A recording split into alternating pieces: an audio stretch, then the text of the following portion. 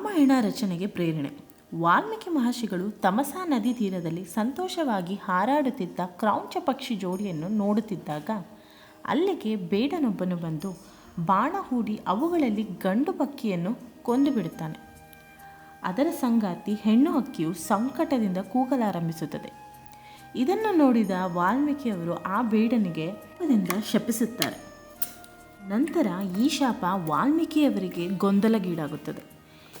ಅದು ವಾಲ್ಮೀಕಿಯವರಿಗೆ ಗೊತ್ತಿಲ್ಲದೆ ಹೊರಡಿದಂತಹ ಸಂಸ್ಕೃತ ಭಾಷೆಯ ವಾಕ್ಯವಾಗಿರುತ್ತದೆ.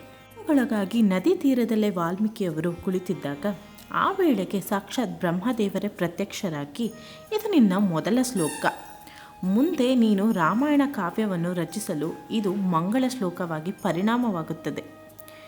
ನಂತರ ನಾರದರು ತಮಗೆ ಸಂಗ್ರಹವಾಗಿ ಹೇಳಿದ್ದ ರಾಮನ ಕಥೆಯನ್ನು ವಾಲ್ಮೀಕಿ ಮಹರ್ಷಿಗಳು 24,000 ಶ್ಲೋಕಗಳನ್ನಾಗಿ ಮಹಾಕಾವ್ಯವಾಗಿ ಬರೆಯುತ್ತಾರೆ. ಇದಾಗಿತ್ತು ರಾಮಾಯಣ ರಚನೆಗೆ ಪ್ರೇರಣೆಯಾದ ಕತೆ. ಇನ್ನು ವಾಲ್ಮೀಕಿಯವರ ಆರಂಭಿಕ ಜೀವನ ಚರಿತ್ರೆ ಮತ್ತು ರತ್ನಾಕರನಿಗೆ ವಾಲ್ಮೀಕಿ ಎಂಬ ಹೆಸರು ಹೇಗೆ ಬಂತು, ವಿಡಿಯೋ ನೋಡಲು ನಾನು ಡಿಸ್ಕ್ರಿಪ್ಷನ್ ಬಾಕ್ಸಲ್ಲಿ ಲಿಂಕ್ ಹಾಕಿರ್ತೀನಿ, ತಪ್ಪದೇ ನೋಡಿ. ನಾನು ಮೇಘನಾ. ನನ್ನ ವಿಡಿಯೋಗಾಗಿ please like, share and subscribe ಮಾಡಿ. Thank you.